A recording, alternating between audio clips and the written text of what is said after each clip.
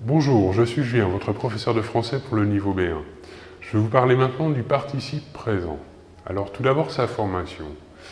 Donc on conjugue le verbe au présent d'indicatif et à la première personne du pluriel. Okay, on retire la terminaison ONS et on y ajoute la terminaison ANT, en. Alors pour les formes régulières, voilà ce que ça donne. Pour le verbe manger, à la première personne du pluriel, au présent indicatif, nous aurons « nous mangeons ». Donc, nous retirons ici la terminaison ONS et on ajoute la terminaison ANT, ce qui fait que le participe présent du verbe manger sera mangeant. M-A-N-G-E-A-N-T. Voyons les autres exemples. Maintenant, le verbe finir, donc à la première personne du pluriel, présent d'indicatif, il se conjuguera « nous finissons », ce qui fait qu'au participe présent, nous aurons « finissant ». Le verbe courir, « nous courons », le participe présent sera donc « courant ». Le verbe croire se conjugue au présent d'indicatif à la première personne du pluriel, ainsi « nous croyons », ce qui fait que le participe présent du verbe croire sera croyant.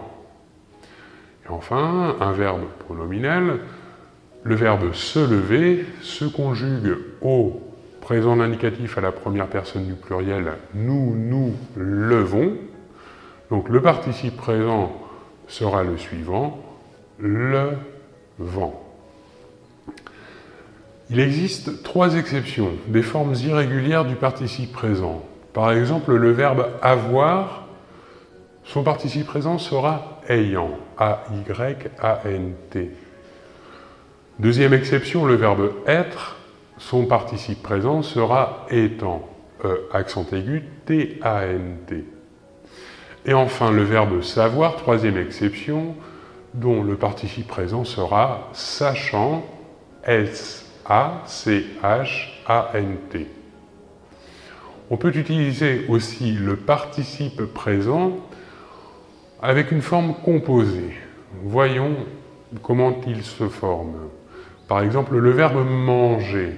Le verbe manger, donc, on utilisera l'auxiliaire avoir, donc nous allons conjuguer l'auxiliaire avoir au participe présent et le verbe principal manger au participe passé.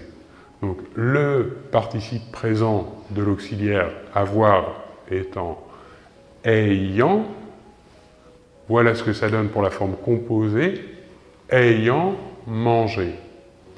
Autre exemple, le verbe sortir qui se conjugue à la forme composée avec l'auxiliaire être. Donc le participe passé du verbe sortir est sorti et le participe présent de l'auxiliaire être est étant, ce qui fait que le résultat sera étant sorti.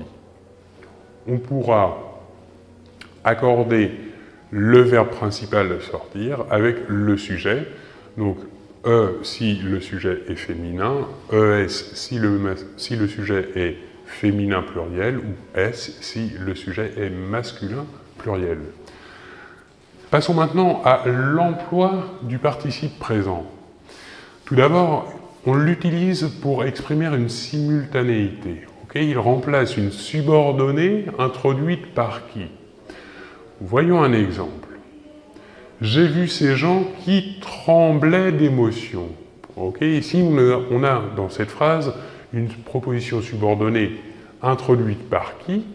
Cette subordonnée est qui tremblait d'émotion. On peut donc remplacer cette proposition subordonnée par un participe présent. Donc le participe présent du verbe tremblait ici est tremblant. Donc le résultat va être le suivant. J'ai vu ces gens tremblant d'émotion. Voilà pour l'usage du participe présent pour la simultanéité.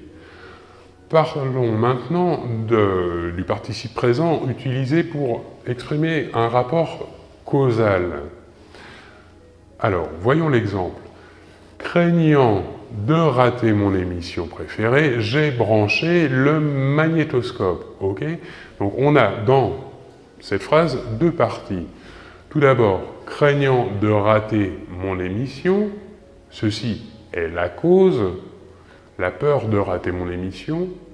Donc ici, qu'est-ce qu'on fait? On utilise le participe présent du verbe craindre et il est rattaché au sujet de la deuxième partie de la phrase, je.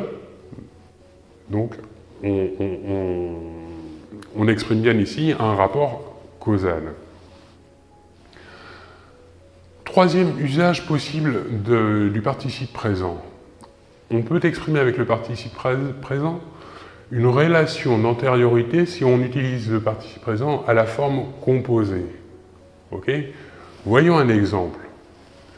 La tempête étant terminée, nous avons pu sortir. Ok? Donc ici, à la forme composée, étant terminé, on a le verbe terminer conjugué avec une forme composée au participe présent. Ici, on exprime l'antériorité, le fait que la tempête soit terminée, la fin de la tempête, qui est donc avant le fait de pouvoir sortir. Voilà pour les usages du participe présent. Passons maintenant à un point important que nous devons faire, c'est-à-dire ne pas confondre le participe présent avec l'adjectif verbal. Ok? Donc, l'adjectif verbal est tout d'abord un adjectif, d'accord? Alors que le participe présent, lui, est une forme verbale. Le participe présent est une forme verbale invariable, ok? Son orthographe ne peut pas changer. Alors que pour l'adjectif verbal s'accorde en genre et en nombre avec le nom qui l'accompagne. Donc voyons un exemple pour le participe présent. Je les ai trouvés tremblants de faim et de froid. Alors que pour l'adjectif verbal, nous aurons ce résultat. Je les ai trouvées tremblantes. Ok? Donc ici, qu'est-ce qu'on a?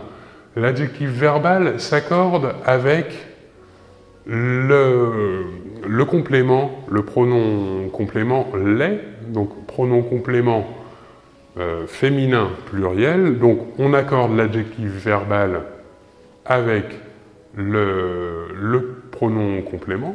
Donc on ajoute à l'adjectif la marque du féminin et du pluriel ES. Alors que dans le cas du participe présent, la forme verbale reste invariable. Maintenant, le participe présent peut être suivi d'un adverbe de temps et de manière. Voyons un exemple. Je les ai trouvés tremblants nerveusement. Ici, l'adverbe nerveusement, un adverbe de manière, vient accompagner le participe présent du verbe trembler. Alors que pour l'adjectif verbal, il peut être, lui, précédé d'un adverbe d'emphase, un adverbe d'emphase. Donc, par exemple, je les ai trouvées toutes tremblantes. Ici, l'adverbe d'emphase, toutes, venant accompagner l'adjectif verbal, s'accorde avec le complément d'objet direct, le pronom complément d'objet direct les, tout comme l'adjectif verbal tremblante. Ensuite, troisième différence, le participe présent peut être suivi d'un complément. Ok? Voyons l'exemple. Je les ai trouvés tremblants dans un coin. Ok? Ici, dans un coin, complément circonstanciel de temps, de lieu. Ok? Je les ai trouvés tremblants dans un coin. Alors que pour l'adjectif verbal, il peut être attribut du verbe être. Voyons l'exemple. Quand je les ai trouvées, elles étaient tremblantes. Okay, donc ici, l'adjectif verbal est attribut du verbe être, donc il s'accorde en genre et en nombre avec le sujet du verbe être. Voilà pour le participe présent. J'espère vous avoir aidé. Nous nous retrouvons très vite. À bientôt. Au revoir.